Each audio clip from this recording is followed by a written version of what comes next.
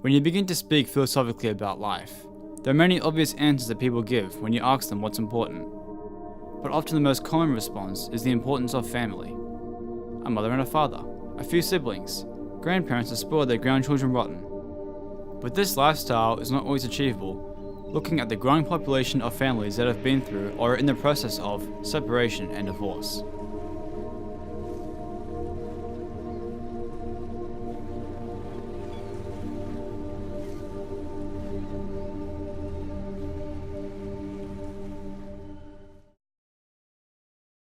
The mainstream media is renowned for its portrayal of deadbeat fathers that downright refuse the responsibility of raising their children.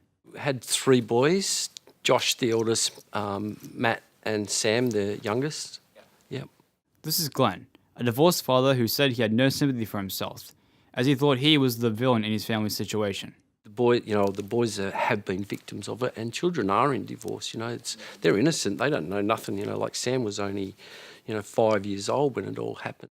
I believe, mums have an important role to play in children's lives, especially in the nurturing stage and, the comfort and care throughout their whole lives. But dads need, and I think kids need that dad influence in their life when they, get to a certain age where they're starting to go into adulthood and, need that, I guess that's the dad stuff. Colin says something similar about his own children, and that as a single father, raising kids without help was very difficult. You're a parent with no support or no one to bounce ideas off or to help solve problems. You're it 100% of the time, and I didn't feel that was fair at all, no. Sure, there's deadbeat dads around, but I think there's not the majority of dads that don't pay child support or care about their kids. I think in a lot of ways there's a lot of dads that struggle with not being able to see their kids enough. So I think the stereotype is just, for the most part, blown out of proportion by the media, just exaggerating what they feel like exaggerating just for sensationalism. A website known as mensrights.com, or the Men's Rights Agency, claims that 2,000 Australians commit suicide every year. Amongst these numbers, 78% were reportedly male, and 70% of these suicides were following a relationship breakdown.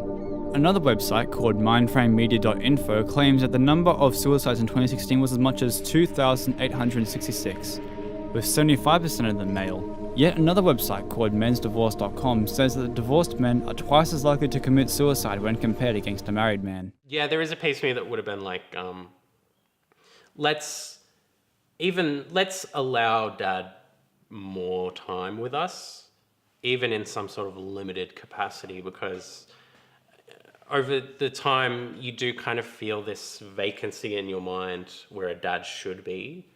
And he was, biologically my dad. We should have allowed him access to that area of my mind. Glenn's son, Sam, was lucky enough to be able to reconnect with his father at the age of 24. Now that I'm talking with him again, I feel like, whatever happens in the future, I've allowed that piece back into its rightful place. With such a large percentage of the 640,000 single-parent families with dependent children being led by mothers, the amount of children growing up without any male influence from their fathers has remained at a consistent number.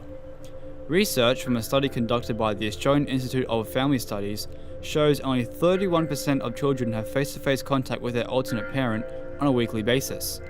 19% have fortnightly visits, and staggeringly, 28% of dependent children only see them less than once a year or have no contact with them at all. This is matched with the 51% of children that also never spend any overnight stays with their non-residential parent.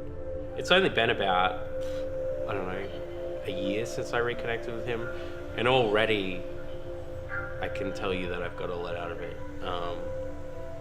So it saddens me, because it's like every new memory that I make with him is a memory that people are not having when they don't do that.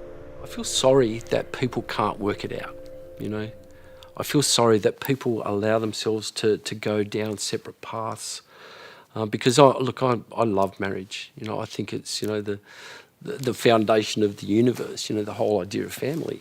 This is Rebecca, Being raised by a single father, she too feels negatively about the divorced dad stereotype. I think he did a really good job, and I don't think that the dads that do raise children all them by themselves get enough credit for all the hard work that they do. And I think if a mother can raise their children without a father and do it all, then I don't think it's any different for a male to be able to do it. He wasn't the went to the shops to get a pack of cigarettes and never came back type of dad. He wasn't like that to me. But it was this kind of, I don't, like in my head, I guess the way that I sort of explain this to myself is, I don't need him. I'm okay without him kind of thing.